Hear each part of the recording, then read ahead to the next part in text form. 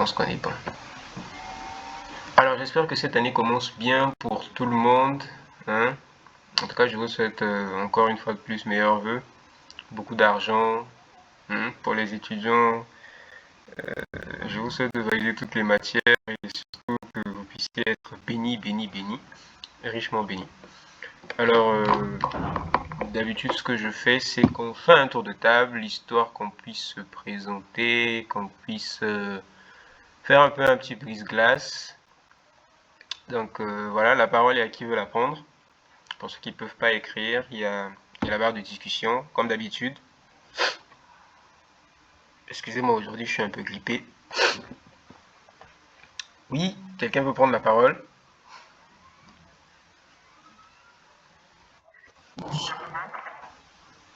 Bonsoir Moderson, ça va? Merci encore, je te dis, pour l'occasion que tu m'as donnée de participer à la nouvelle activité avec la voix. Moi, c'est la première fois que je partage de parler de choses. J'espère que la session va prendre ce pourquoi je me suis connecté. Merci beaucoup. Merci, merci, merci Moderson. Je vais bien, merci. Et encore une fois, ça fait plaisir de se retrouver ici. Quelqu'un d'autre?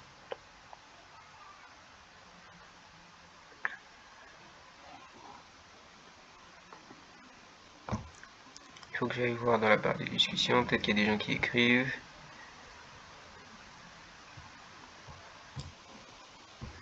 Oui, quelqu'un d'autre?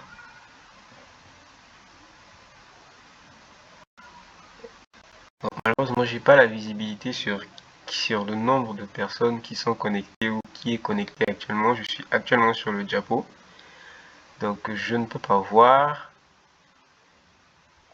Les autres sont là ou ils sont pas là ou alors ils sont là mais ils sont timides.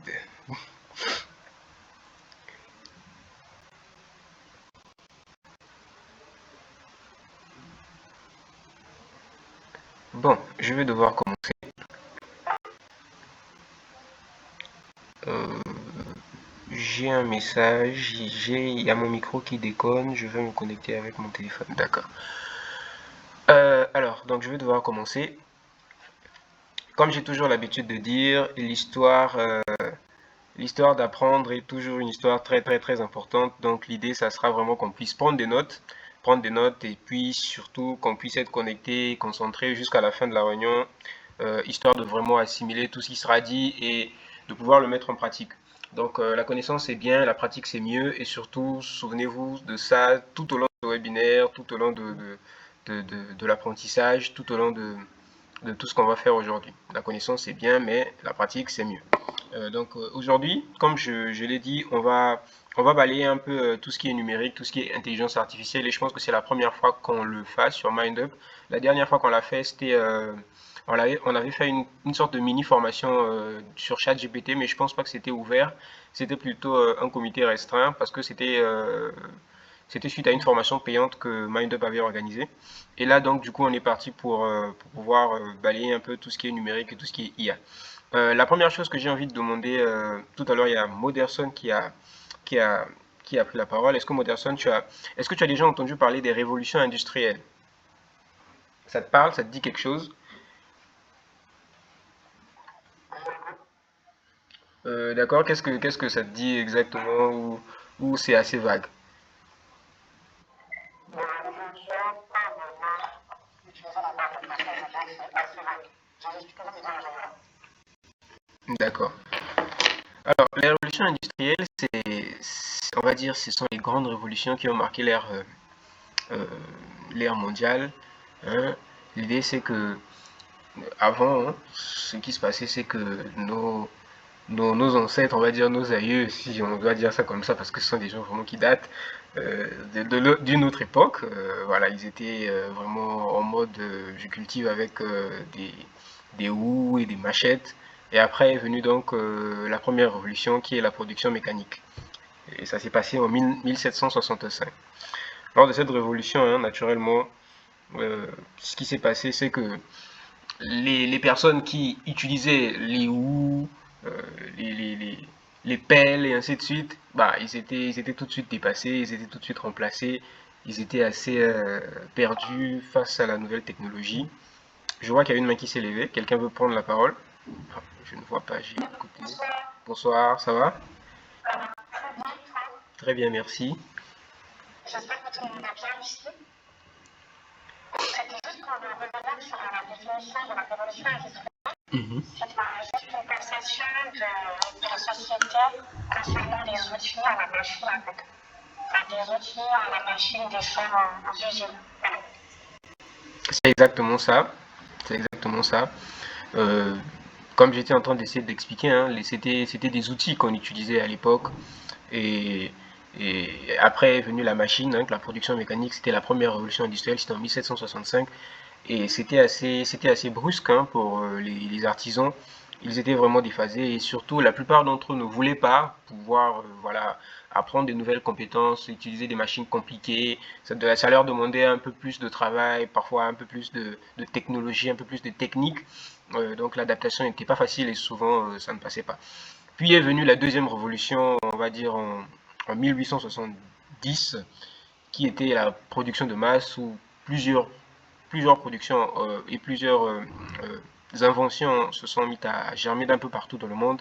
Et ensuite est venue la troisième révolution qui était la production automatisée où on a appris vraiment à pouvoir assembler les choses de telle sorte qu'elles puissent se faire. Là encore, beaucoup d'ouvriers se sont vus être remplacés par des machines. Et c'était en tout cas déjà une ère qui annonçait que peut-être viendra un moment où l'humain sera partiellement ou pseudo complètement remplacé par des machines. Et donc actuellement, depuis les années 2000, on est en train de vivre la quatrième révolution industrielle. On va dire environ les années 2000, on est en train de vivre une quatrième révolution industrielle qui est donc l'introduction des nouvelles technologies, de tout ce qui est web, de tout ce qui est internet et vraiment de tout ce qui est IA. Maintenant, je pense qu'on est assez bon sur ça. Alors, comme je l'ai dit, hein, ces révolutions ont toujours été, en tout cas, le point culminant pour à la fois les pauvres et les riches, parce que quand on creuse bien, on verra que lors de la première révolution industrielle, la plupart des gens qui ont fait fortune lors dans cette époque-là, ça va être des gens donc, qui sont venus donc, avec la production mécanique, qui ont adopté la production mécanique et qui ont embrassé, entre guillemets, ces nouvelles technologies, on va dire, de production mécanique, et qui se sont mis donc à massivement utiliser la machine à vapeur. Même chose lors de la deuxième révolution industrielle, lors de la deuxième révolution tout simplement, avec l'apparition de l'électricité, du pétrole, et puis de l'exploitation du pétrole.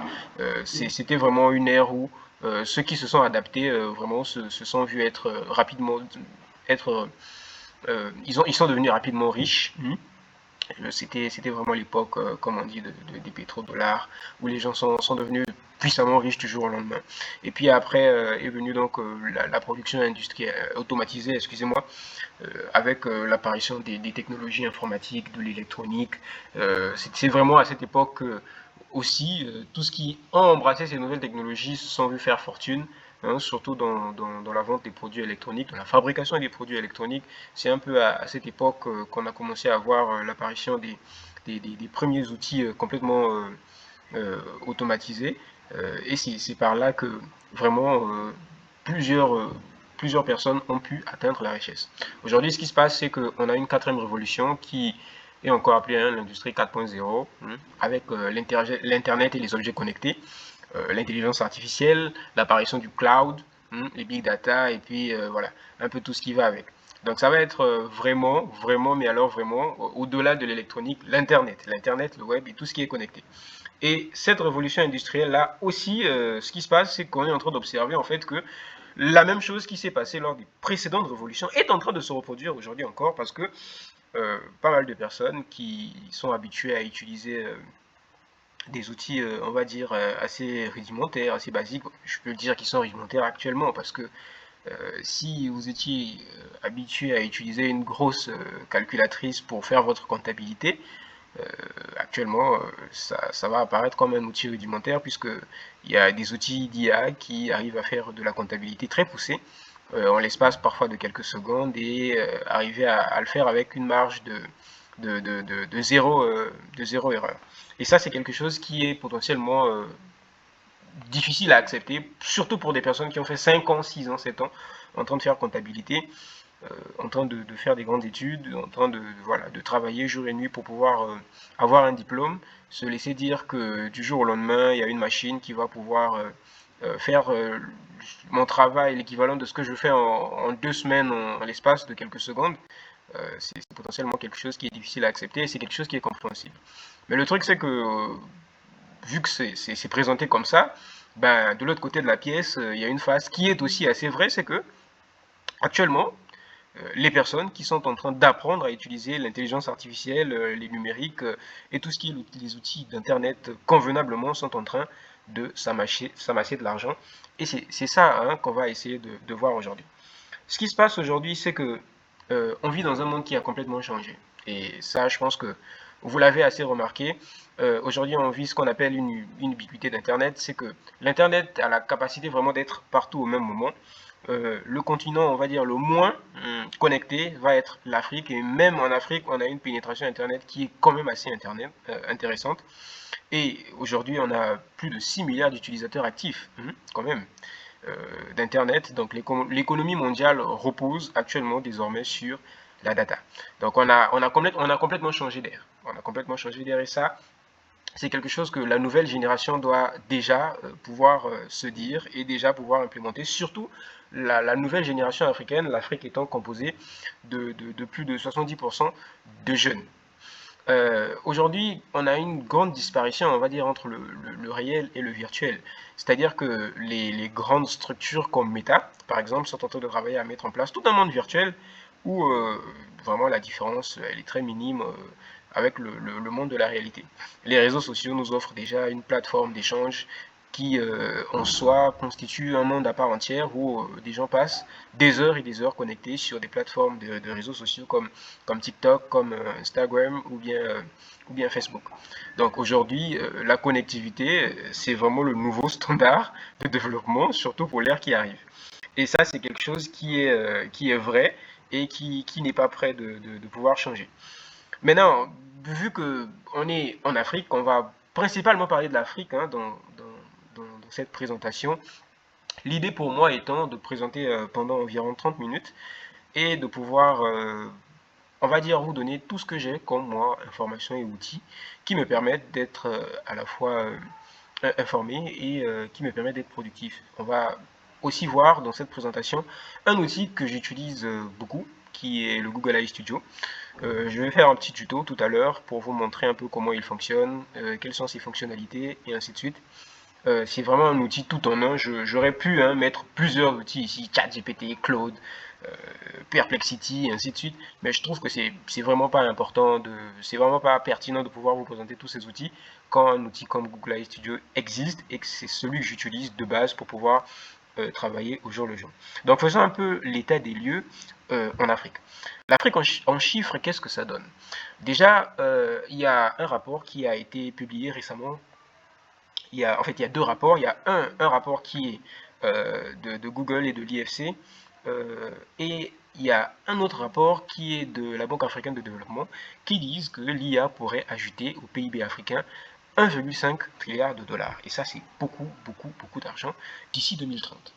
Alors, ce qui se passe, c'est que la connectivité d'Internet en Afrique étant croissante, c'est-à-dire que chaque année qui passe, la connectivité dans les pays africains augmente, hein, la pénétration augmente, la pénétration d'Internet bien sûr augmente, et donc ce qui fait que les possibilités de rentabilisation d'Internet également augmentent.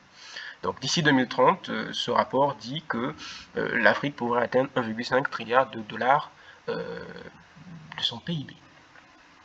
Et les investissements naturellement vont grimper puisque l'Afrique est un terrain, on va dire, complètement neuf. Déjà que l'Afrique était toujours dernière lors des 3 premières révolutions industrielles. Elle a toujours été la dernière à pouvoir adopter les révolutions industrielles.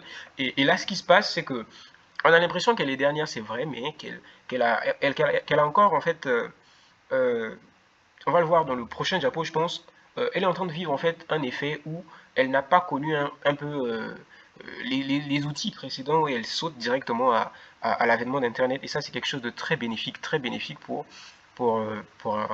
l'Afrique. Et donc, le taux de pénétration actuellement hein, via les smartphones, actuellement en Afrique, est de plus de 75%.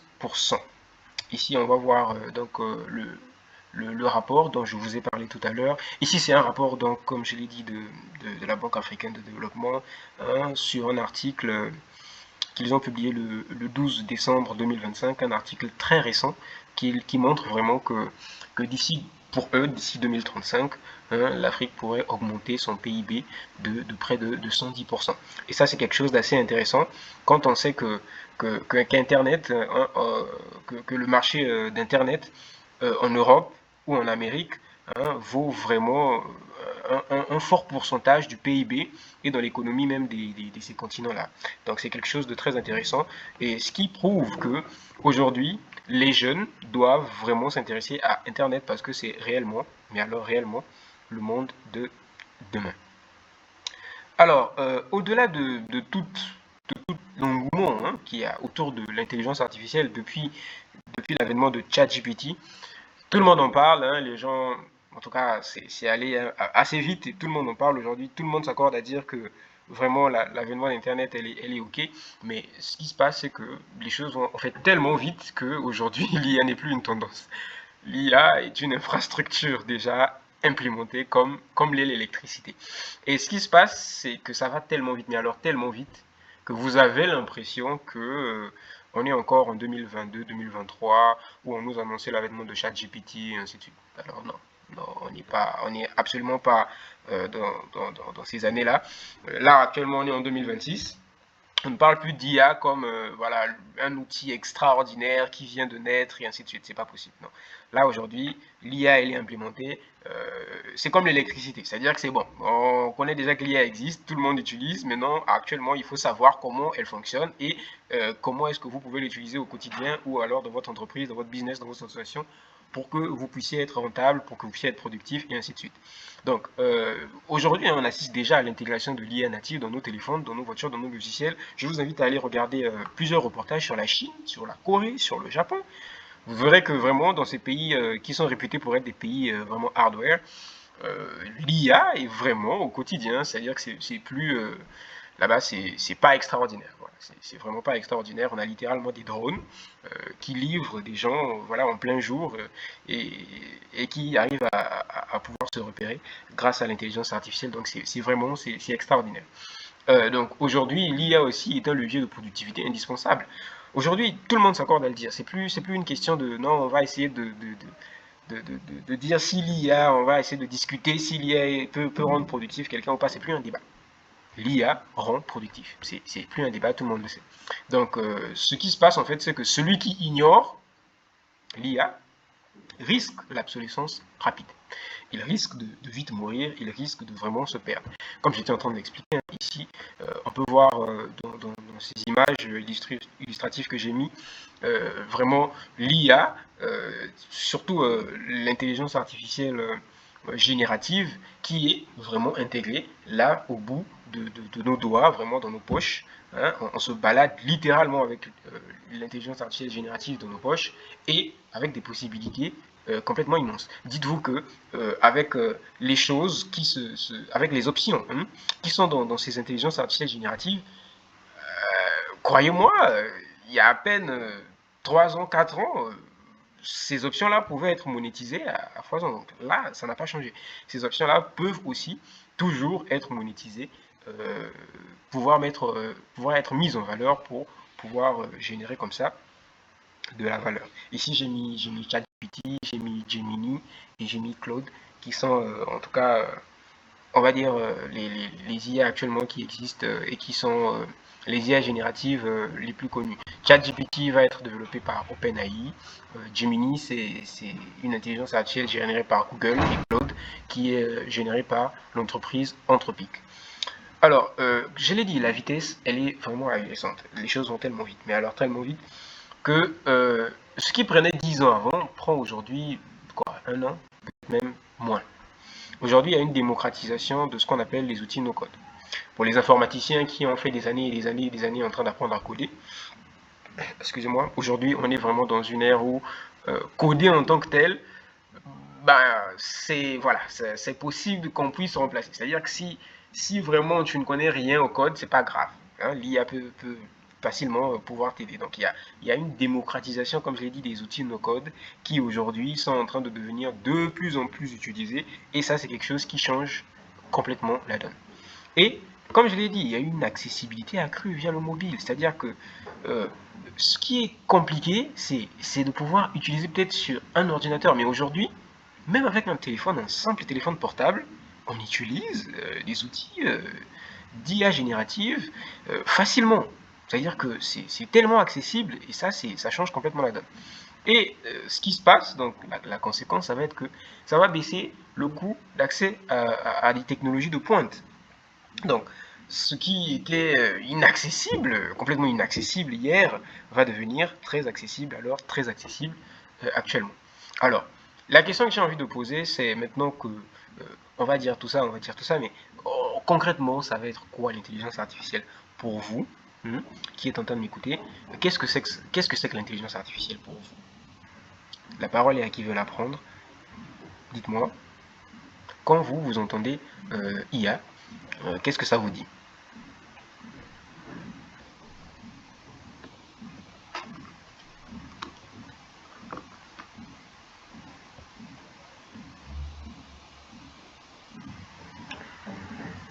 Alors, oui, la parole est à qui veut la prendre, hein?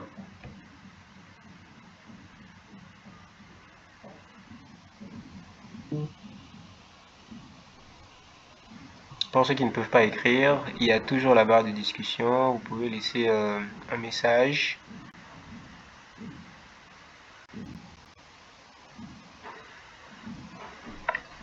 Du coup, Oui, vas-y. l'IA qui rentre l'intelligence artificielle, il y aura celle des technologies qui permettent d'engager limiter certaines capacités humaines. Inclure, par exemple, prendre des décisions ou même mettre en avant un travail que l'humain n'a normalement pas. Voilà. Ok. Une très belle définition, hein, je trouve. Et elle est complètement exacte. Elle est complètement exacte. Effectivement, ça va être ça, hein. Ça va être des programmes qui vont être capables d'apprendre et de réaliser des tâches complètement complexes et des tâches qui normalement étaient réalisées par des humains. Et non, ce n'est pas de la magie, ça va être des données qui vont être compilées et que ces données-là vont être capables de pouvoir, euh, on va dire, s'assembler de telle sorte de données, comme ça le résultat qu'on veut. D'accord? Il va y avoir deux types d'intelligence artificielle. Il y a des intelligences artificielles donc, qui sont génératives, qui vont être spécialisées dans tout ce qui est création, et c'est des outils comme ChatGPT et ainsi de suite.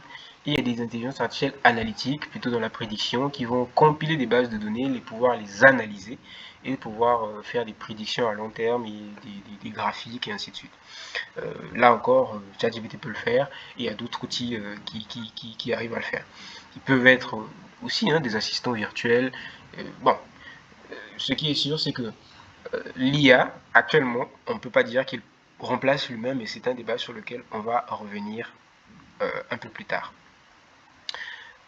Alors, l'IA et le numérique, c'est vraiment une révolution transversale qui a touché un peu tous les secteurs, hein, en commençant par l'agriculture, avec l'optimisation des récoltes, la gestion de l'eau. On a on a des IA qui arrivent à savoir quand est-ce qu'il faut qu'ils puissent faire circuler l'eau dans les plantations, quand est-ce qu'il faut qu'ils puissent arrêter de faire circuler de l'eau dans les plantations. Ça optimise grandement les récoltes et ça automatise ce genre de procédés, et ça coûte naturellement du travail à un jardinier qui potentiellement pouvait être employé pour pouvoir donc comme ça arroser ou quelque chose comme ça. L'IA aussi, hein, dans la finance, dans la fintech, je pense que c'est un des endroits où vraiment l'IA fait fureur. Il est là, il fait de la comptabilité, dans tout ce qui est inclusion bancaire, dans tout ce qui est crypto-monnaie, dans tout ce qui est, en tout cas, simplification des automatismes des fintech. Il est là. Et aussi dans la création numérique, surtout dans la création numérique, aujourd'hui on a un boom avec Nano Banana, surtout la version 3 Pro, qui est très fort pour pouvoir générer des images. On va le voir tout à l'heure. Aussi, dans tout ce qui est service client automatisé, dans tout ce qui est SAV, dans tout ce qui est réponse client, dans tout ce qui est gestion client, et ainsi de suite. C'est-à-dire que l'IA, c'est vraiment une révolution transversale. Elle arrive à le faire et elle arrive à choquer tout le monde par sa capacité à vraiment résoudre des problèmes de manière très efficace. Et comme j'étais en train de dire tout à l'heure, aujourd'hui on est en train de vivre un effet leapfrog, donc saute-mouton. Ici, l'Afrique, elle, elle est en train de sauter les étapes technologiques. C'est comme j'étais en train de dire tout à l'heure, c'est qu'aujourd'hui, voilà, le téléphone fixe qu'a connu l'Europe, nous, on va presque pas connaître ça. On ne sait pas ce que c'est. Nous, on va directement recevoir, donc comme ça, des nouvelles technologies d'IA qui vont venir s'implémenter dans nos vies. Et tout ce qui sera avancée technologique en termes de numérique et en termes d'IA va immédiatement retomber sur nous. Parce que la particularité avec l'Afrique, c'est que l'Afrique est un terrain avec une fracture numérique très très très forte. On a cette réalité-là d'avoir une partie de la population complètement obscurcie du numérique, avec une inclusion numérique inexistante, et on a une partie de la population complètement à jour et complètement euh, au, au feu par rapport à tout ce qui se passe sur le plan international et sur le plan du numérique et de l'intelligence artificielle. Donc ce qui se passe, c'est que euh, nous, il y a des phases dans lesquelles les Européens et les Américains sont passés que nous, on ne va pas connaître. On vit véritablement un saute-mouton où à chaque fois qu'on a une révolution technologique, nous, on s'en sert. Et l'autre chose qui se passe, c'est que la population africaine actuelle est très jeune. Et elle est la population la plus jeune du monde. Alors, cette population-là, en grandissant, ce qui se passe avec elle, c'est qu'elle ne connaît pas les anciennes technologies. Elle naît littéralement dans le numérique. Elle naît littéralement à l'ère de l'intelligence artificielle. C'est-à-dire que d'ici 10 ans, d'ici 20 ans, les 2010, 2020 qui vont naître, bah, ils vont naître direct dans le feu de l'intelligence artificielle. Ça va être des cerveaux très smart qui seront déjà à l'ère de l'intelligence artificielle dès leur naissance. Et quand on se le dit comme ça, mais si nous, génération, on va dire 99, 98, 96, 2000, on n'arrive pas à s'adapter et on n'arrive pas à se mettre au pas, on sera comme ces vieux-là qui n'arrivent pas à enregistrer le numéro de quelqu'un et qui te dit oui, mon fils essaie de trouver le numéro de Jean-Jacques pour que je puisse t'appeler. Donc c'est un peu à ça qu'on va ressembler. Donc ce qui se passe en fait, c'est que il faut que vraiment que les générations actuelles puissent s'adapter pour qu'on puisse donner tout ce qu'on peut donner pour rattraper donc comme ça le retard numérique et pouvoir avancer avec. Et donc naturellement, hein, ça va être un hub mondial. L'Afrique n'est absolument pas écartée, elle est là. Elle n'a pas une pénétration numérique comme ailleurs, mais elle est bien là. Et donc la jeunesse, hein, comme je l'ai dit, va être le moteur même de cette innovation, avec un accès au travail mondial, hein, le freelancing. On peut aujourd'hui proposer des services en France, en Europe, en Amérique et ainsi de suite. Il y a de nouveaux métiers qui vont apparaître, hein, tels que par exemple le prompt engineering, qui va être la capacité de pouvoir rédiger des prompts de manière professionnelle, hein, des data analystes. Ça, c'est vraiment un métier, je pense, qui va exploser ici en Afrique, parce que on va le voir tout à l'heure. Ici, en fait, en Afrique, la data, elle est inexistante, hein. Elle est peut-être existante, mais elle n'est pas classée, elle n'est pas quantifiée et mis, en tout cas, en ordre. Et donc, les data analystes du futur, en tout cas africains, vont gagner beaucoup, beaucoup, beaucoup d'argent. Et il y a aussi le métier de créateur de contenu qui va être beaucoup plus facile, beaucoup plus simple, surtout grâce à l'arrivée des intelligences artificielles qui peuvent générer des scripts en un temps record. Il y a une facilité d'apprentissage grâce aux ressources en ligne. Grâce à l'IA, par exemple, aujourd'hui, je le disais à un ami, et ça me fait plaisir de le dire aujourd'hui dans un webinaire, parce que c'est très important pour moi.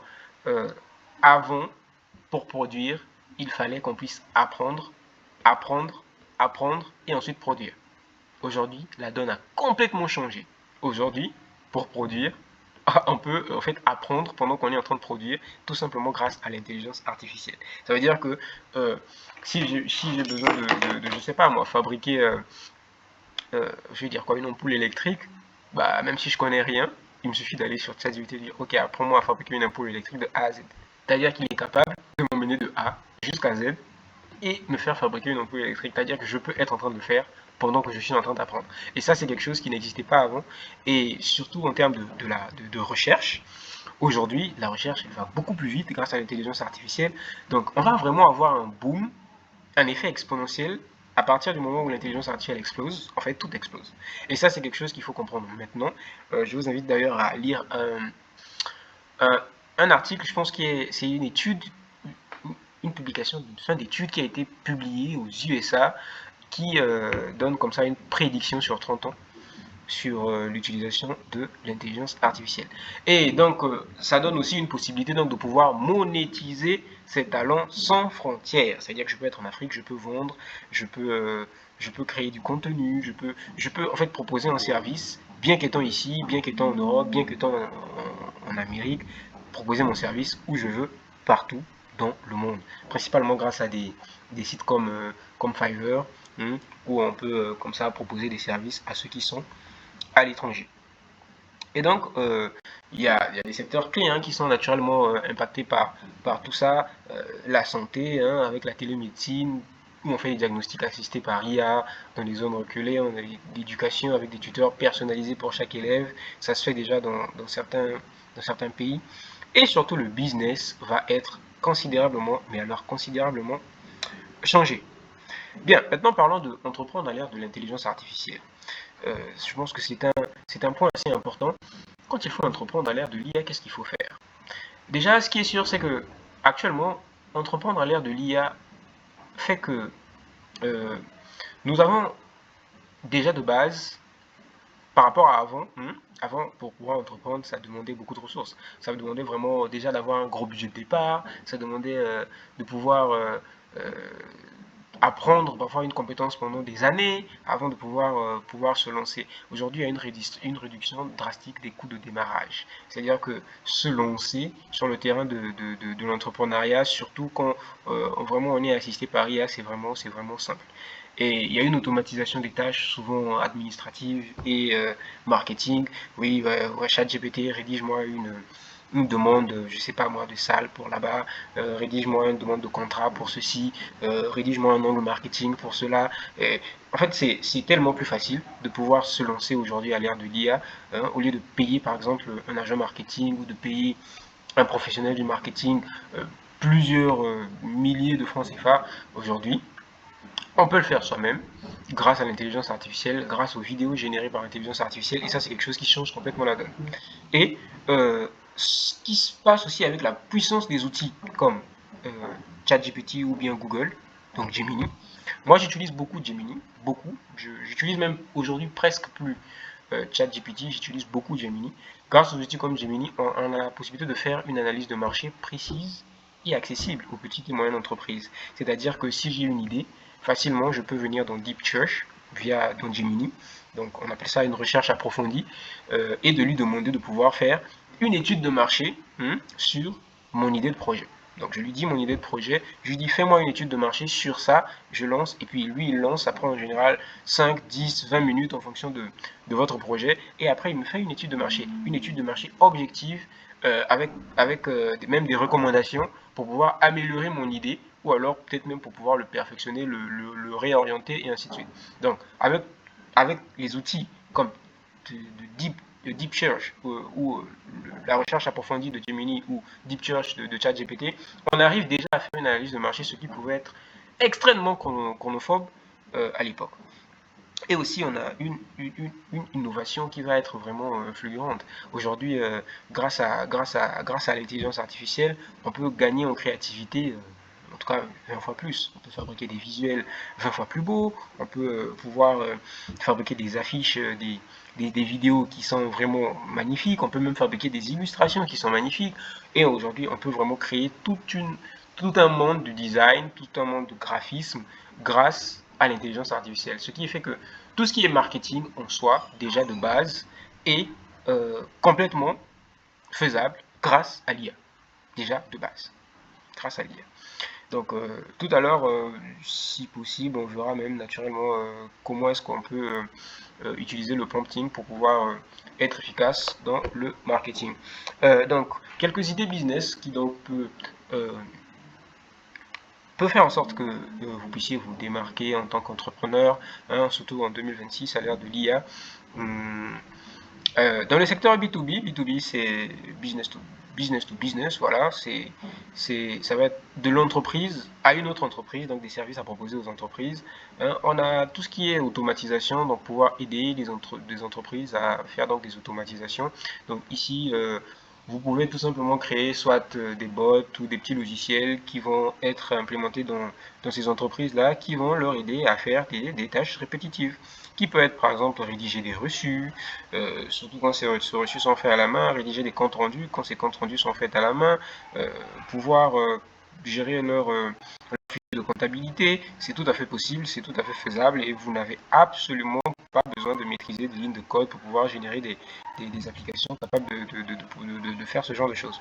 Donc il suffit juste que vous puissiez être très imaginatif et vous pouvez donc comme ça mettre en place ce genre de solution web. Aussi, hein, surtout en tant qu'entrepreneur, ce qui peut être très intéressant de pouvoir créer comme ça des services clients automatisés, que ce soit en Wolof, en Lingala, en Bombara, en Swahili, et en langue locale, hein, je parle bien sûr des langues locales. Aujourd'hui, ça n'existe pas. Ça n'existe pas tout simplement parce qu'il n'y a pas assez de data pour pouvoir entraîner ces modèles-là. Et un bon entrepreneur qui se met, je pense qu'il y a aujourd'hui actuellement au Sénégal, une start-up qui a mis en place un chatbot qui discute en Wolof. Donc maintenant, euh, je reviendrai sur ça tout à l'heure. C'est peut-être pas pour mal parler de nous les Africains, mais en fait, ce qui se passe en Afrique, c'est que les gens doivent comprendre que pour que les choses puissent aller bien et aller mieux et aller loin, il faut qu'on puisse fonctionner en open source. Et par exemple, ce type de chatbot ne devrait pas être aussi occulté. La raison pour laquelle il ne gagne pas en visibilité, c'est parce qu'il est assez occulté. Il n'est pas open source. D'autres personnes n'ont pas la possibilité de travailler dessus, ce qui fait que la visibilité est bloquée et par souvent hein, envie de pouvoir monétiser et c'est complètement compréhensible, mais le truc c'est que ça n'ira pas loin parce que c'est assez je doute fort qu'ils aient les moyens pour pouvoir mêler les recherches à eux seuls euh, et développer un chatbot complètement performant en Wolof. Donc le open source va être vraiment je pense l'avenir en Afrique. Il faut qu'on puisse apprendre à faire du open source pour qu'on puisse aller loin. Donc, créer des services comme ça qui vont être automatisés pour pouvoir discuter en Wolof, faire de la production de contenu en Wolof, hein, en tout cas en langue locale, en Kituba, en Lingala, ça va être vraiment, mais vraiment, vraiment quelque chose qui potentiellement pourra faire décoller et faire changer la donne ici en Afrique. On a aussi donc comme ça du data labeling, ça va être donc créer des banques de données éthiques pour pouvoir entraîner des IA mondiales sur le contexte africain. Ce qui se passe en fait, c'est que les IA, euh, les IA européens, américains sont complètement à l'ouest quand il faut parler des choses africaines. Ils n'ont pas en fait des datas à jour africains qui sont vraiment pertinents et qui sont vrais. Ils n'en ont pas. Donc pouvoir récolter ces données-là, ça vraiment ça vaut de l'or. Et pouvoir les récolter bien sûr de manière éthique, ça vraiment, on va dire que c'est l'or noir. Je pense que on va revenir dessus tout à l'heure. Donc il y a aussi donc tout ce qui est business B2C, qui est business to customer, donc le, on va dire vendre aux clients, business client. Alors là, on a tout ce qui est donc tuteur IA, WhatsApp, ça sont des chatbots que vous pouvez mettre en place pour pouvoir aider quelqu'un à faire quelque chose de précis. Hein. En Chine, il y a beaucoup de chatbots qui existent. Tous sont rentables. Je rappelle que la Chine, c'est quand même 1 milliard d'habitants. L'Afrique également, on est à 1,2, 1,3 milliard d'habitants. Je pense qu'on a assez d'habitants pour pouvoir créer des chatbots assez pertinents et assez performants.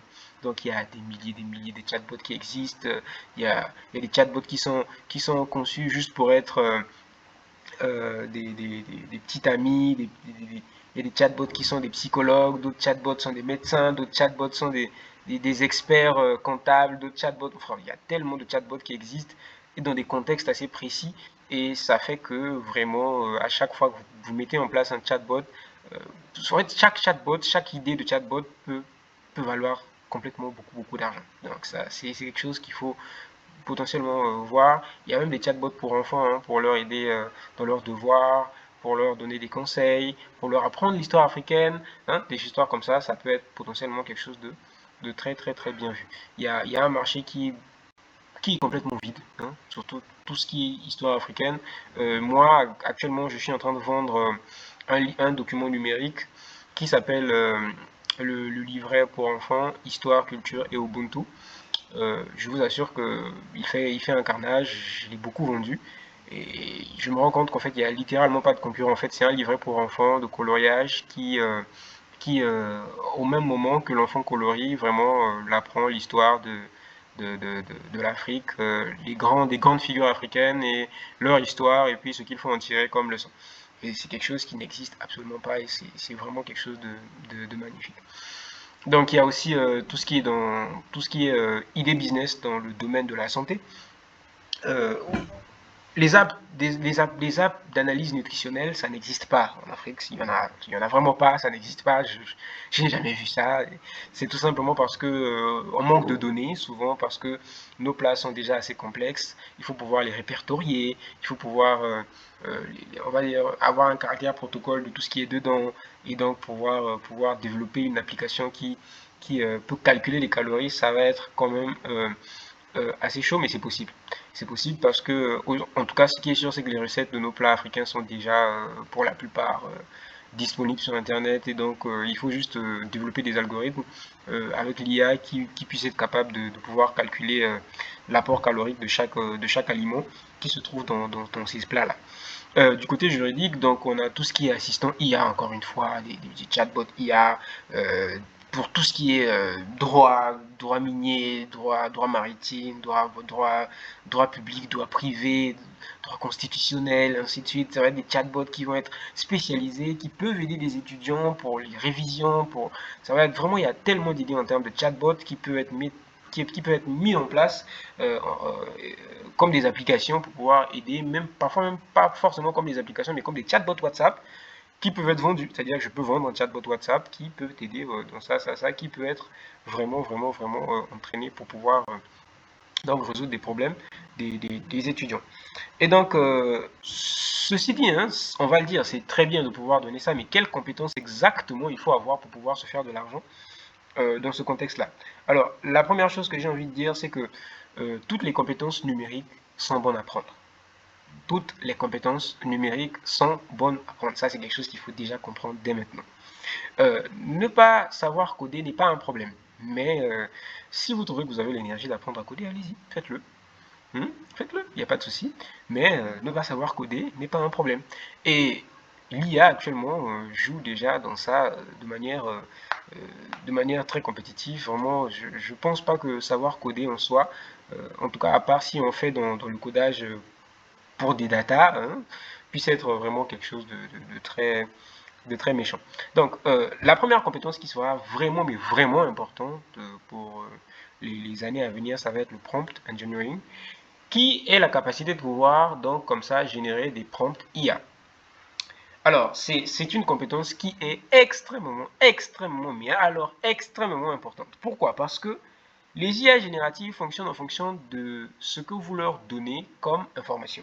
Et si vous ne maîtrisez pas l'art du prompting, c'est la capacité de pouvoir discuter avec une IA. Faire un prompt, le prompt, c'est la phrase qu'on met sur le chat pour pouvoir dire à l'IA, chat GPT, rédige-moi une lettre de motivation pour telle entreprise. Ça, c'est ce qu'on appelle un prompt. Et normalement, la phrase que je viens de dire là, vraiment, en termes de prompt, c'est claqué au sol.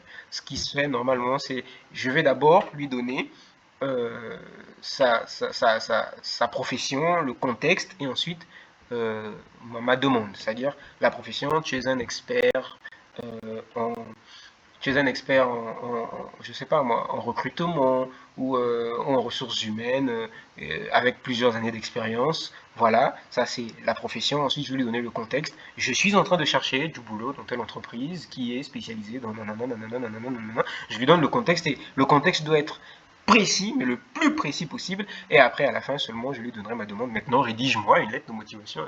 Et donc là, si je fais ça, ça va être le prompt est beaucoup plus poussé par rapport à un prompt où je lui dirais ChatGPT rédige-moi une lettre de motivation. Donc c'est de ça qu'il s'agit. C'est ça qu'on appelle le prompt engineering avancé. Donc savoir parler au modèle IA pour qu'il puisse fournir la réponse la plus pertinente possible. Donc aussi, tout ce qui est data cleaning va être mais alors vraiment, je l'ai dit tout à l'heure, hein, une compétence très importante parce que ici en Afrique, comme je l'ai dit, il n'y a pas vraiment de data et même ceux qui existent ne sont pas classés. C'est-à-dire que la possibilité de pouvoir faire du toilettage de data, ça va être vraiment une compétence très convoitée. Aussi, l'autre compétence qui va être très importante, ça va être de pouvoir devenir formateur en IA, qui vraiment aussi va être, vu le nombre de personnes en Afrique qui ne maîtrisent pas l'IA, ça va être vraiment quelque chose de très important. L'or noir, comme je l'ai dit, en Afrique, ça va être vraiment la collecte de données. Si on pouvait vraiment collecter les données de manière pertinente ici en Afrique et pouvoir les mettre en place, ça serait vraiment quelque chose quelque chose qui potentiellement peut rendre riche la personne qui aura l'idée de pouvoir le faire. Donc voilà donc pour cette première partie, on va dire cette première partie, j'ai fini pour la première partie avant que je puisse entamer la deuxième partie. Ici, l'idée, c'était vraiment de voir la généralité. Maintenant, nous allons aller dans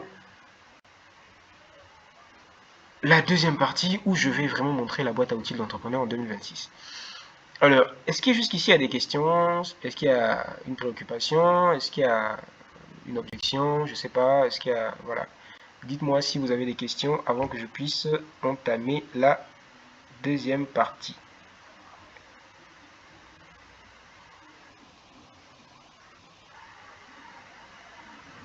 Est-ce qu'il y a des questions? Donc la barre de discussion elle est ouverte. Si vous avez une question, vous pouvez toujours la mettre dans la barre de discussion ou alors débloquer votre micro pour pouvoir poser une question.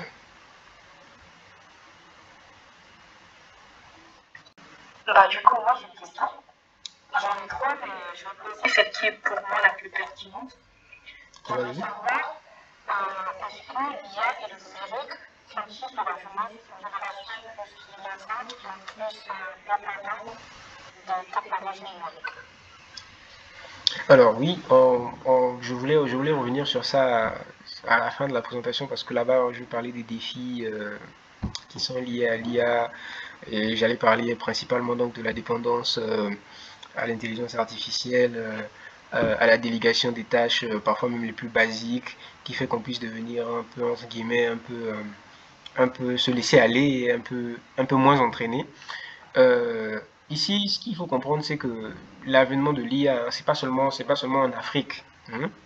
Même en Europe, même en Amérique, cet effet-là, il existe. De voir des jeunes qui, plutôt, au lieu de devenir innovants, vont devenir accros et même beaucoup plus paresseux. Donc ce n'est pas seulement l'Afrique. C'est une dynamique qui est partout dans le monde. C'est juste que les autres ont beaucoup plus de possibilités que nous, beaucoup plus de data que nous, beaucoup plus de hardware que nous pour pouvoir mettre en place des solutions que nous voyons.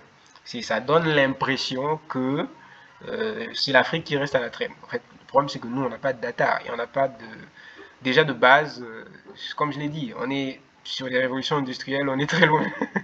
On est en train d'essayer de venir et ça ne veut pas dire que, en tant que tel, ailleurs, il n'y a pas des jeunes qui ce n'est que mon avis naturellement.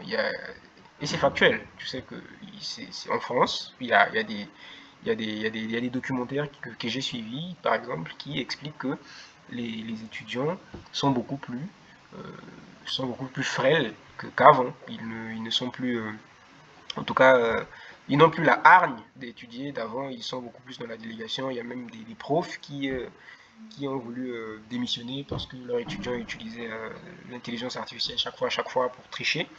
C'est la même chose en Chine. Bon, ça m'a surpris, même en Chine où les gens sont plutôt productifs, il y a une grande part des jeunes qui sont dans ce contexte-là. Donc, dire que la jeunesse africaine, elle est, on va dire, elle est plus perdue. Je dirais que c'est plutôt la jeunesse mondiale, pour la grande majorité, qui va être un peu emportée par le vent de la facilité qu'offre l'intelligence artificielle. Mais il y a toujours quelques jeunes qui vont prendre ça comme une opportunité. C'est vraiment une question de mindset. L'IA reste un outil qu'on peut utiliser, soit en bien, soit en mal. Après, si tu as un autre avis, tu peux toujours me le donner, hein. Oui, je pense que c'est ce que je suis. C'est surtout parce que ça me révèle un aperçu sur ce que j'avais noté, que je pensais sur ça. Ok, est-ce que quelqu'un d'autre a une question?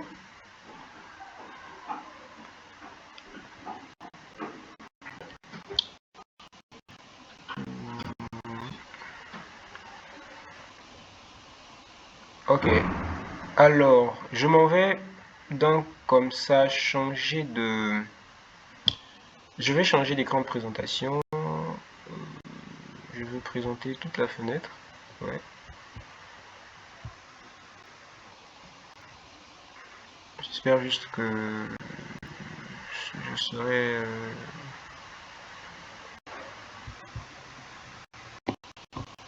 est-ce que je suis bon là? Tout le monde voit mon écran convenablement, y a pas de souci.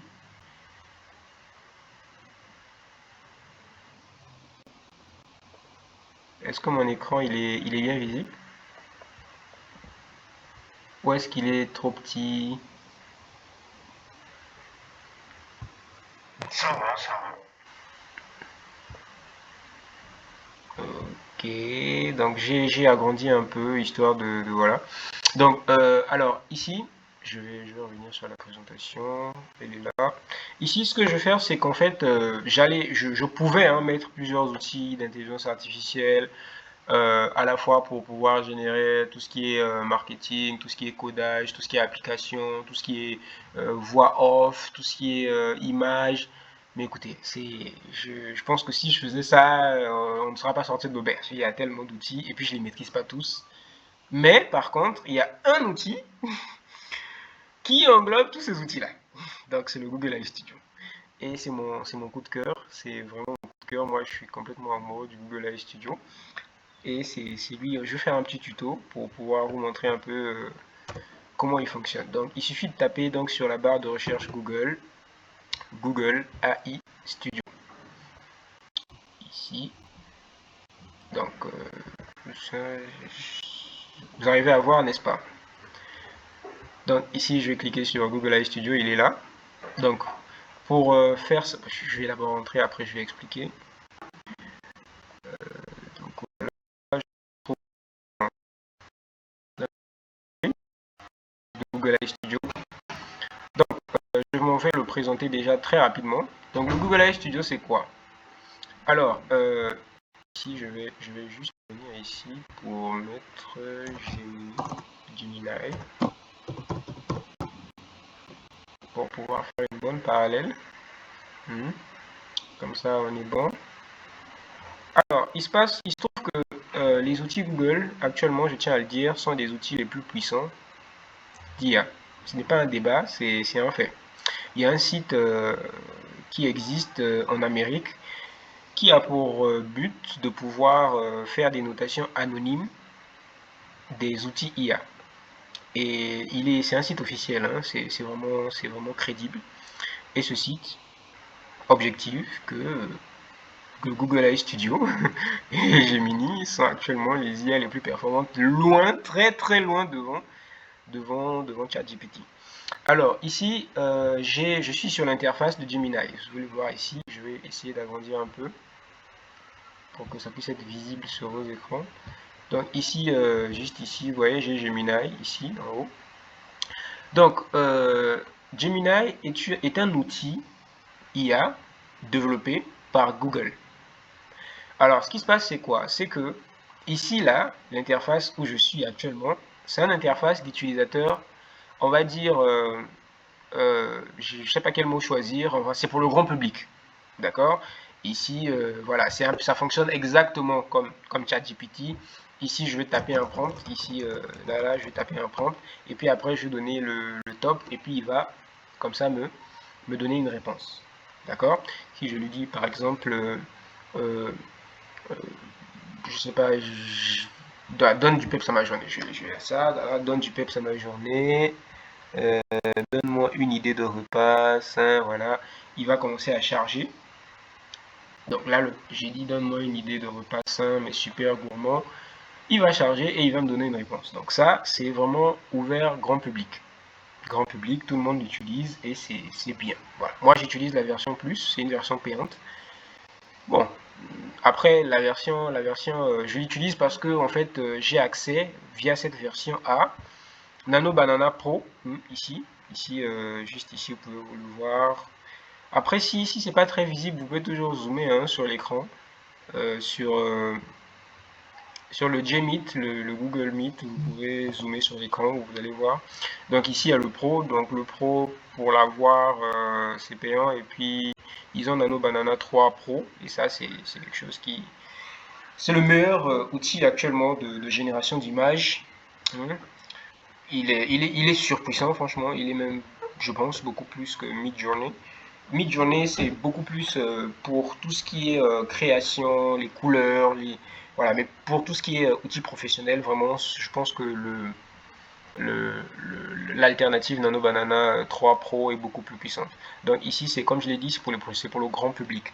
Maintenant, ce qui se passe, c'est que à part le Gemini, qui est grand public, il y a aussi, on va dire, une plateforme où il y a toutes les versions de Gemini avant qu'il ne puisse être grand public. Et il est totalement gratuit, c'est le Google AI Studio.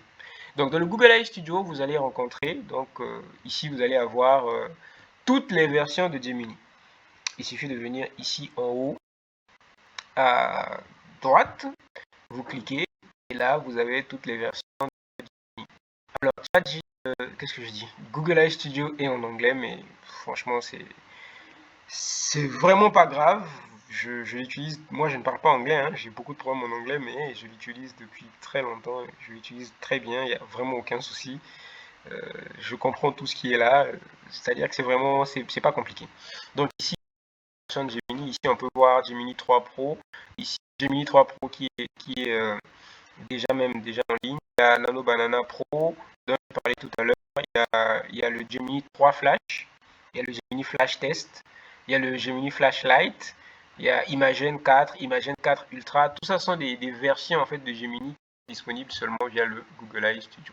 Donc ici, sur le Google AI Studio, vous avez la possibilité de pouvoir avoir toutes ces versions-là et de pouvoir en fait tout faire. Et en fait, il y a peu de choses que vous pouvez faire avec une IA que vous ne pouvez pas faire sur le Google AI Studio.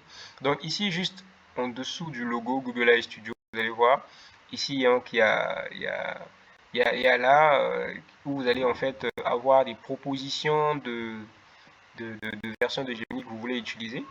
Après ici, vous pouvez cliquer sur Gemini pour voir. Ici, vous allez voir aussi d'autres versions.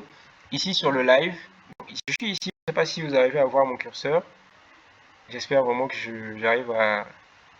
Peut-être que je vais encore augmenter un peu la taille, histoire que ça puisse être encore, voilà. Non, je vais encore augmenter. Voilà. Pour que ça puisse être très visible. Donc sur le live, comme ça, ce que vous pouvez faire, c'est de pouvoir, une fois que vous sélectionnez la version Gemini, voilà, il est là, c'est Talk to Me, Talk to Gemini Live, pardon. Donc ici, avec Talk, vous pouvez discuter avec lui de vive voix. Donc si vous appliquez ça, vous allez discuter avec lui comme vous discutez avec un ami. Voilà. Sur la webcam, vous pouvez lui montrer quelque chose. Donc une fois que vous activez, vous partagez votre webcam et vous lui montrez quelque chose. C'est-à-dire que vous lui montrez une montre, je sais pas moi, euh, un objet que vous n'arrivez pas à identifier, une écriture en chinois, en russe que vous ne pouvez pas lire, n'importe quoi. Vous pouvez lui montrer votre chambre et puis lui demander un plan d'aménagement. Vous pouvez lui montrer un design qui est mal fait et lui dire qu'est-ce que tu trouves que je devais modifier. Voilà, n'importe quoi. Vous pouvez l'utiliser naturellement, le Google AI Studio, vous pouvez l'utiliser sur Chrome, sur votre téléphone.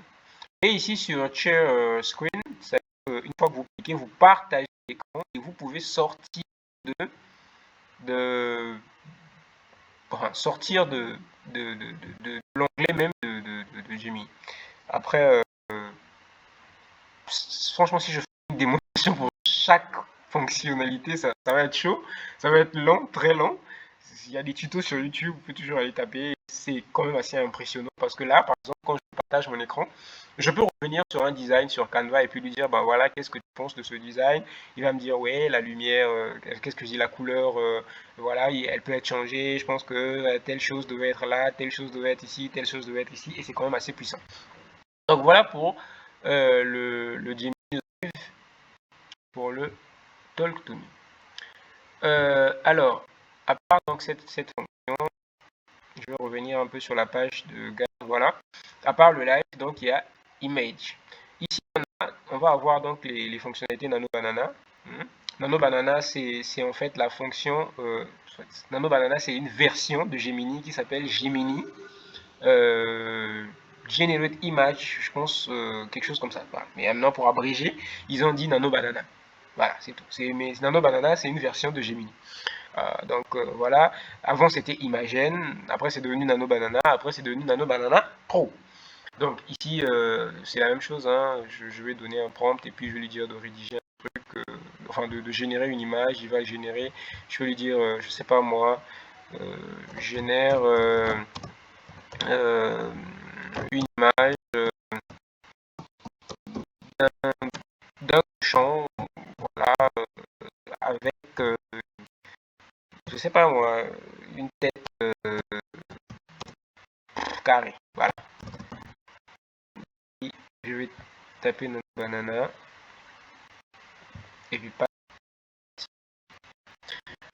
Donc ici, vraiment l'idée c'est de pouvoir comprendre que en fait, il y a toutes les versions littéralement de Gemini. Et ces versions-là sont des versions les plus poussées. C'est vraiment pas des versions.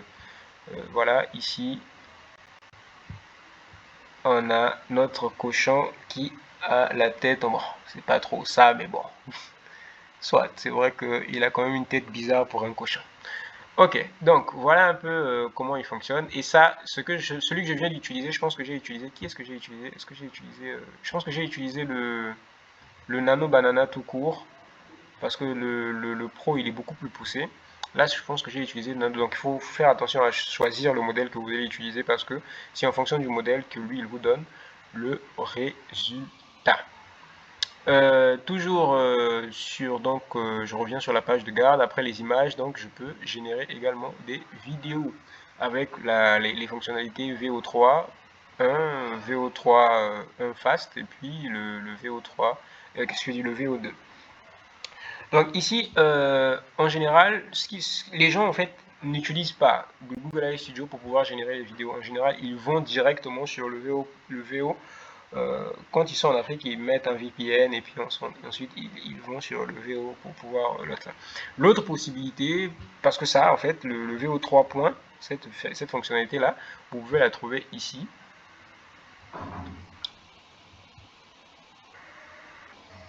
Elle est là, voilà, VO3.1. Je ne sais pas si c'est visible chez vous, mais sur la version grand public, bon, enfin, moi j'ai la version pro, donc naturellement, je ne sais pas si sur la version libre, c'est-à-dire la version free. Je ne sais pas s'il y a le VO3.1, je ne sais pas, mais je ne suis pas sûr. Je ne suis vraiment pas sûr, parce que même moi, avec la version pro, je pense que j'ai droit qu'à 3 utilisations ou 4 utilisations par jour. Donc voilà pour les vidéos. Ensuite, il y a des audios, hein, il y a des audios. Ici, juste après, il y a des audios. Donc ici, vous pouvez utiliser donc la version du Gemini 2.5 Pure TTS pour pouvoir utiliser donc en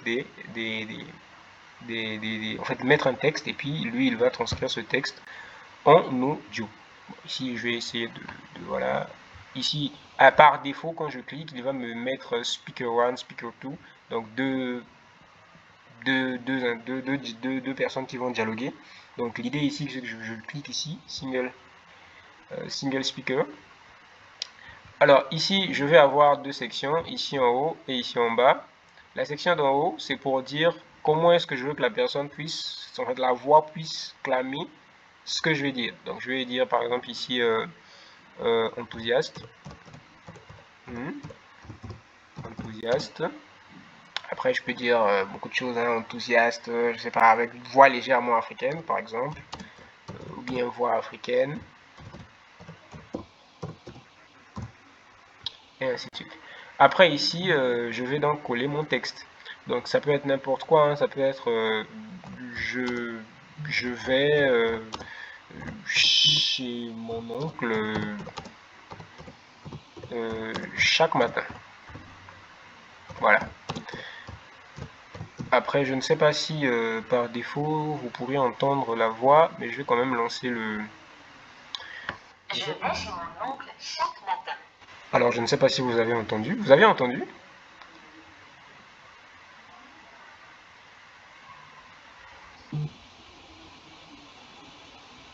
Non? Vous n'avez pas entendu?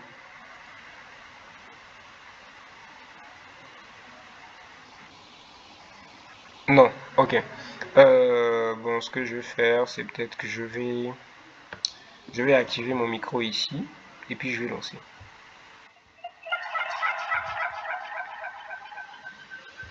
Je vais sur mon oncle chaque matin. Je vais chez mon oncle chaque matin. Donc, j'imagine que vous avez entendu avec des échos, mais bon, excusez-moi pour la mauvaise qualité de... En fait, par défaut, normalement, il faut que j'active un paramètre dans le Meet pour que vous puissiez l'entendre. Donc, c'est un peu ça, hein, l'idée, c'est vraiment, c'est... Après, là, vous avez la possibilité de choisir la voix. Ici, je pense que la voix n'était pas si africaine que ça. Je ne sais pas pourquoi. Attends, je vais mettre voix très africaine pour voir si ça va changer quelque chose. Je vais chez mon oncle chaque matin. Bon. Je vais chez mon oncle. Je vais chez mon oncle chaque matin. Ah, le son est mauvais. Alors, donc l'idée c'est un peu ça, hein, c'est de pouvoir générer donc des voix off. Et c'est très pro, franchement, très réaliste. C'est testez-le et vous verrez. Donc l'idée ici, c'est que vous pouvez donc produire tout ça. Maintenant, là, on a parlé de texte, on a parlé d'image, on a parlé de vidéo et on a parlé d'audio. La raison pour laquelle excusez-moi, le Google AI Studio est très très très très très recommandé, c'est aussi parce que donc vous avez la possibilité de pouvoir construire des applications directement via la barre de l'autre là. Donc ici, il suffit de venir ici, juste là à droite, non à gauche, excusez-moi, là où il y a mon curseur qui est en train de bouger là. Donc juste en bas, c'est écrit Build, donc construire. Vous cliquez là et donc vous allez avoir voilà droit à quelque chose comme ça. Et donc ici, tout ce que vous avez à faire, c'est de décrire votre idée d'application. Vous allez dire voilà, je veux une application de gestion de comptabilité. Par exemple, je vais faire l'application euh, application de gestion de comptabilité d'entreprise. Comptabilité d'entreprise.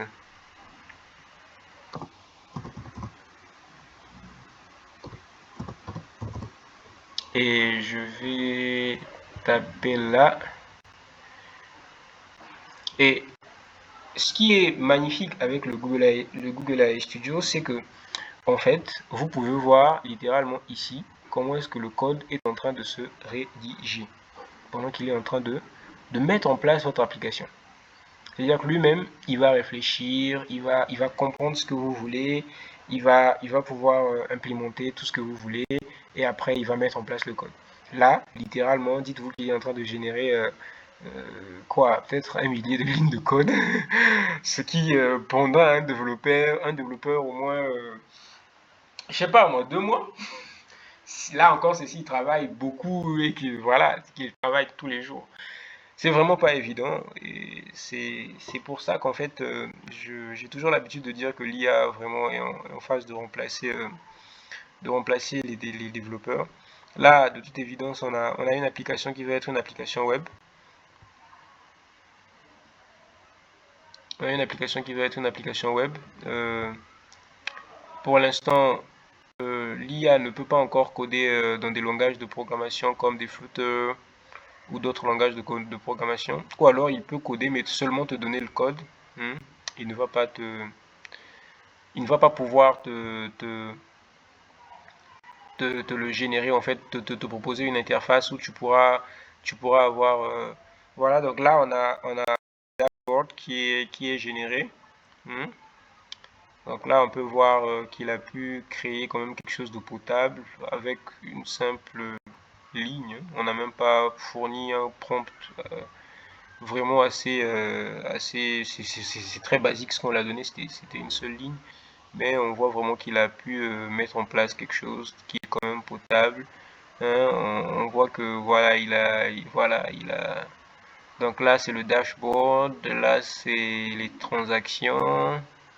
Là, c'est apparemment tout ce qui est facture. Et là, c'est donc une sorte de... C'est quoi c'est? Report. Ok. En tout cas, ce qui est sûr, c'est que... Ah, il a même mis en place un assistant IA dans l'application. De telle sorte que si on clique, qu'est-ce qui se passe? Alors, Get Expert Level Analysis of Your Business. Donc, quand on clique, qu'est-ce qui se passe? Ah, il propose de discuter avec un agent IA. C'est magnifique ça. Ah, oh, c'est bien, franchement. Et là, c'est avec une seule ligne de code. D'accord? Alors, qu'est-ce que je dis? Une seule ligne de prompt. Donc, j'ai rien dit. Je lui ai pas dit que je voulais que ça puisse être bleu comme ça. Tout ce qu'il a mis, il l'a mis par défaut. Hein, on voit que même les icônes font un peu. Voilà. Mais en tout cas, on sent vraiment que c'est possible. Et c'est un peu ça l'idée que je voulais vous montrer. Et donc, si aussi vous trouvez que vous n'avez pas d'idée de prompt, ici, juste en bas de Start, vous allez trouver Galerie.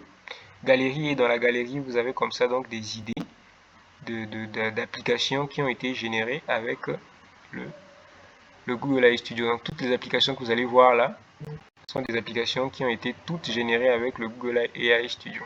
Toutes ces applications. Juste en bas, vous pouvez voir des vidéos générées avec le VO3, le VO3.1. L'idée, c'est de vous montrer un peu ce que lui, il est capable de faire. Donc, vous pouvez même construire des sites internet. Là, on voit des sites internet qui ont été construits avec ChatGPT. De landing page. Ici, on va cliquer ici pour voir un peu ce que ça donne. Donc, les possibilités sont vraiment infinies avec le Google AI Studio. Et ça, c'est quelque chose qui est quand même, très bien. Ce sont des pages web en plus, donc c'est assez fluide, c'est assez bien fait et tout. Donc là, c'est un site internet qui a été mis en place avec le Google AI Studio. Hein, on peut voir que c'est quand même potable, très potable même. Et je tiens à préciser que ces sites sont là parce que y a une communauté Google qui les a mis là. Pas parce que quelqu'un a travaillé et après on a accès à ces données, non. Ça veut dire que ce que vous faites sur le Google AI Studio reste sur le Google AI Studio seulement accessible par vous. Donc voilà un peu tout ce qui est possible avec le Google AI Studio. Maintenant après, l'idée pour moi c'était pas de vous faire une présentation voilà détaillée, c'était vraiment de vous montrer. C'était vraiment. Après, je vous ai pas tout dit, hein, il y a beaucoup d'autres choses qu'on peut faire avec. Mais l'idée c'était vraiment de vous montrer le cadre générique et puis que vous puissiez. Voilà, il me reste peut-être plus qu'à vous parler de cette barre là ici à ma droite. Hein, donc ici, là en haut, on choisit donc le type de Gemini, la version de Gemini avec qui on veut discuter. Ici, le système instruction.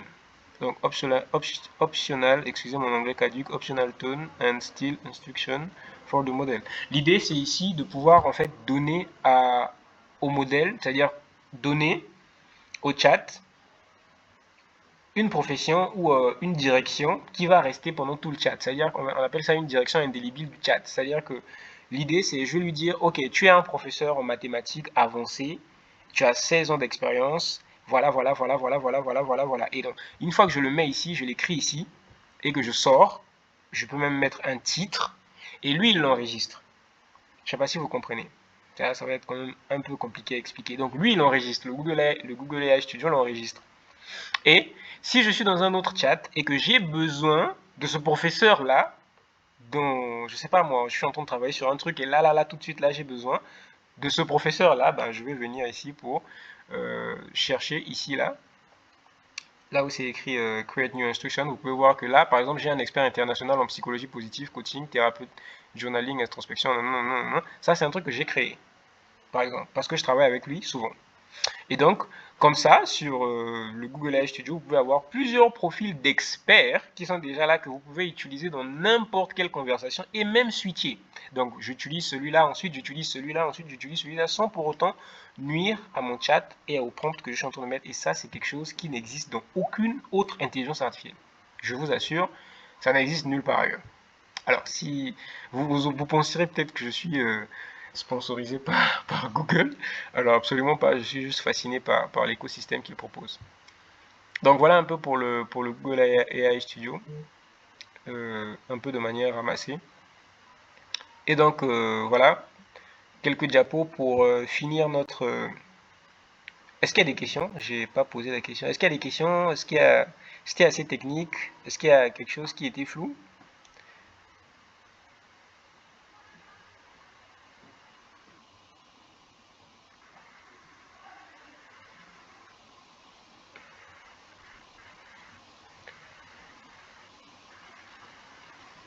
Est-ce qu'il y a des questions? Est-ce qu'il y a quelque chose qui était assez flou? Donc l'idée c'était vraiment de pouvoir vous donner un point de vue, on va dire, global hein, sur le Google AI Studio. Donc parlons un peu rapidement hein, donc, de l'envers du décor. L'envers du décor, ça va être vraiment tout ce qui est éthique. Hein. Il y a des gens qui disent oui, mais l'IA, c'est un peu une base de données qu'on récolte et les données ne sont pas forcément vraies. Il y a des préjugés, il y a des opinions des gens et donc l'IA ne dit pas toujours la vérité et ça va être vraiment source de désinformation, de deepfake. Hein. Ça devient peut-être un peu difficile de distinguer donc le vrai du faux. C'est vrai que les entreprises comme Anthropic, le Google ou bien OpenAI, ils sont en train de tout faire pour faire en sorte que les outils d'IA ne puissent utiliser que des sources officielles, des sources gouvernementales ou bien voilà tout ce qui est assez officiel, mais ça reste quand même assez difficile. Jusqu'ici, il y a quand même des erreurs qui sont glissées. Et d'ailleurs, même quand vous utilisez Google AI Studio ou bien ChatGPT, il y a toujours une note en bas qui dit voilà, ChatGPT peut faire des erreurs, Google peut faire des erreurs et ainsi de suite. Donc c'est vraiment un débat qui est lancé, mais après, ça ne nuit en rien la qualité vraiment des apports de, de, de l'intelligence artificielle. Donc ça va avoir un impact hein, naturellement sur l'emploi, la société, ça transforme beaucoup de métiers. Je les vois que je viens de faire, franchement, il y a des gens qui vivaient de ça, ça va transformer le monde de la publicité et ainsi de suite. Ce qui se passe actuellement donc, c'est que l'humain, c'est vrai, n'est pas remplacé par l'intelligence artificielle, mais l'humain avec l'intelligence artificielle remplace celui sans intelligence artificielle. Et c'est quelque chose qu'il faut comprendre. Si vous n'avez pas de compétences actuellement, de connaissances actuellement sur l'intelligence artificielle, vous serez vite remplacé par quelqu'un qui les a.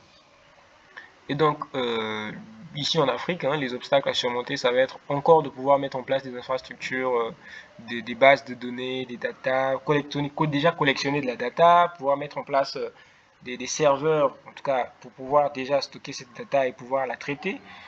Ça va être compliqué parce qu'actuellement, je ne pense pas qu'il y ait beaucoup de serveurs en Afrique. Il y en a très peu hein, pour pouvoir stocker des données alors qu'on a beaucoup d'espace, on a beaucoup de potentialité hein, pour pouvoir stocker des données et même les traiter, mais malheureusement, les chefs d'État ont d'autres priorités que de pouvoir faire la course à la data. Et donc, le risque aujourd'hui, c'est d'être simple consommateur au lieu de pouvoir générer, en fait, s'il faut le dire comme ça, de la productivité. Donc, ce que je vous conseille, en tout cas pour ceux qui sont restés jusqu'à la fin de ce webinaire, un webinaire assez technique, et si vous êtes resté jusqu'à la fin, c'est une très bonne chose. Félicitations à vous. Le risque aujourd'hui, c'est de ne pas être un consommateur, c'est d'être quelqu'un qui produit. Donc il faut pouvoir utiliser l'intelligence artificielle coûte que coûte pour pouvoir produire quelque chose qui a un trait avec l'intelligence artificielle et qui potentiellement peut aider, que ce soit l'Afrique ou vous aider vous-même à vous faire de l'argent. Donc euh, l'idée ici, c'est de comprendre que les compétences du futur, ça va être vraiment le codage, les data science et puis le prompt engineering, comme je l'ai dit tout à l'heure. Et les compétences humaines aussi vont être très importantes parce que dans un monde où l'intelligence artificielle court à pleine vitesse, l'idée, ça va être vraiment de développer l'esprit critique, de développer une intelligence émotionnelle, de faire tout ce qui est relations interpersonnelles, tout ce qui est relations humaines, tout ce qui est créativité que l'IA ne peut pas remplacer. Il faut vraiment que on puisse s'attarder sur les soft skills pour pouvoir acquérir vraiment des compétences qui vont faire en sorte qu'on puisse être irremplaçable.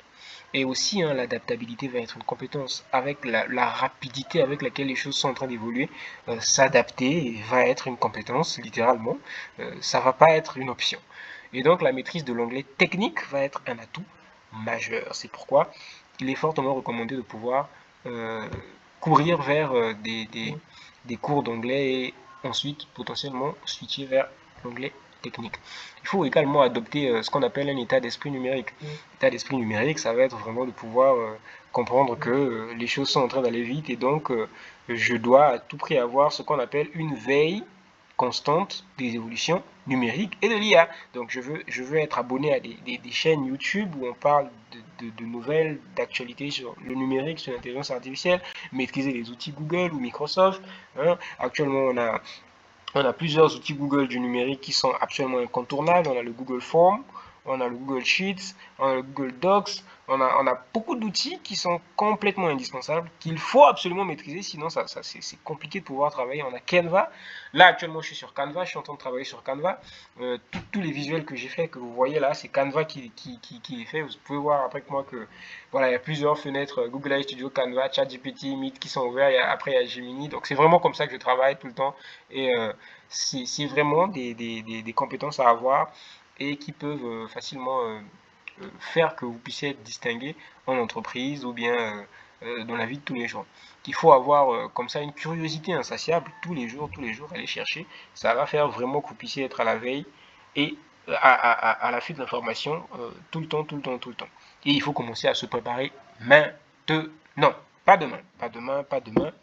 C'est maintenant que ça se passe, c'est maintenant qu'il faut changer, c'est maintenant qu'il faut auditer ses compétences actuelles. Honnêtement, honnêtement, au moment où on parle, quelles sont vos compétences en ce qui concerne ChatGPT, en ce qui concerne le Google AI Studio, en ce qui concerne tous les outils d'intelligence artificielle qui existent, Claude, Perplexity, il y a le notebook KLM qui est aussi en train de venir, il y a les intelligences artificielles chinoises également qui font rage, il y a tellement de choses actuellement qui naissent, en fait il y a tellement de choses que voilà, c'est assez complexe de pouvoir tout suivre, mais il faut pouvoir avoir au moins un outil que tu maîtrises et qui fait en sorte que tu puisses être vraiment à la veille de l'intelligence artificielle. Il faut tester les outils dès qu'ils sont disponibles. Dès que tu entends qu'il y a quelque chose qui est sorti, tu vas, tu cherches, tu trouves, tu testes. Tu testes, tu testes, tu testes. Moi, je ne fais pas du codage. J'ai pas des compétences en codage, mais quand j'ai appris qu'on pouvait faire des applications grâce à Google AI Studio, je suis allé essayer de faire une application grâce à Google AI Studio. Je veux être capable de savoir que je suis capable de pouvoir générer une application grâce à lui. Pas seulement taper un code et puis voir qu'il a généré. Non, être capable d'extraire cette application et de pouvoir domicilier cette application soit sur le Play Store, soit sur l'App Store. En tout cas, ce qui est sûr, c'est que il faut absolument pouvoir tester tous les outils d'IA. Dès qu'ils sortent, tu le testes, dès qu'ils sortent, tu le testes, et ça permettra que tu puisses avoir des compétences qui sont comme ça assez globales et feront en sorte que tu puisses te démarquer. Il faut également intégrer le numérique dans les processus quotidiens, petit à petit. Ça, c'est très important. C'est vrai que, au vu des démarches actuelles, ça va être compliqué, surtout en Afrique, parce que nous, la data est encore chère chez nous. Mais en tout cas, ce qui est sûr, c'est qu'il faut se battre à faire en sorte qu'on puisse être le plus smart possible. Et surtout, il faut suivre l'actualité de la tech pour pouvoir anticiper les vagues, les tendances, les adapter à notre business et à notre offre si possible. Et donc, pour terminer, je dirais, il faut avoir une formation continue et un auto-apprentissage. Il ne faut pas attendre que l'information vienne à toi. Il faut que tu puisses faire une recherche active de l'information chaque jour qui passe pour pouvoir être au taquet, savoir qu'est-ce qui est sorti, pourquoi est-ce que c'est un meilleur outil que telle chose. Et c'est très important. Il faut aller suivre des MOOC, des vidéos YouTube, des formations sur Coursera ou sur d'autres plateformes, des communautés locales, suivre des webinaires comme ceci par exemple pour pouvoir acquérir des informations qui peuvent être des graines qui vont germer plus tard pour donner des compétences solides par ta recherche et par ton travail. Donc il faut aussi, si possible, avoir un réseau, des personnes connectées, des personnes qui connaissent l'importance de l'IA, des amis qui comprennent l'importance de l'IA et pas des amis qui occultent l'IA et finissent par te tirer vers le bas parce que tu n'es pas numérique, tu n'es pas IA, tu n'es pas smart.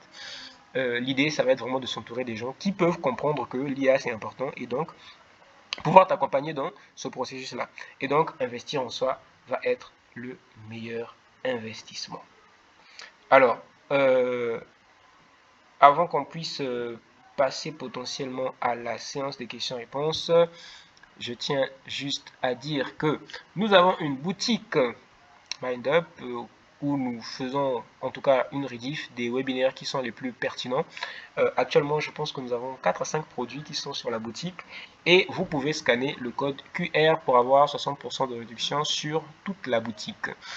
Nous avons entre autres un journal de productivité qui se vend très bien. Nous avons le livret Ubuntu dont j'ai parlé tout à l'heure, qui est un très bon livret. Nous avons ces formations qui sont actuellement visibles à l'écran. Nous avons plus de 2 heures de formation sur l'art oratoire, plus de 2 heures de formation sur la productivité et plus d'1 heure de formation sur l'analyse de personnalité. Donc, à partir de là, je suis tout à vous s'il y a des questions avant qu'on puisse se séparer.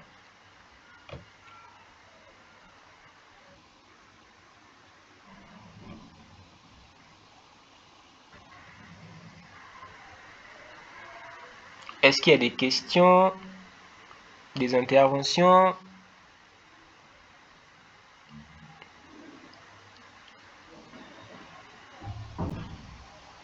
Ce webinaire a été assez technique. J'ose croire que vous aurez appris quelque chose.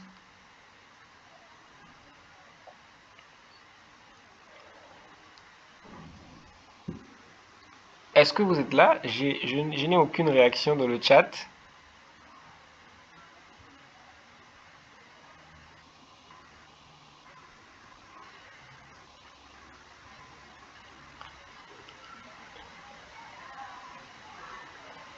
Ok, donc il n'y a pas de questions. Ok, super. Donc, c'était un plaisir de vous avoir encore une fois pour ce webinaire. J'espère que vous aurez appris quelque chose. Nous, on est toujours là et on se donne rendez-vous pour potentiellement le dimanche prochain sur un nouveau sujet qui portera certainement sur le domaine de la santé. Alors, merci à tous. Voilà, la séance est levée et passez une très belle soirée.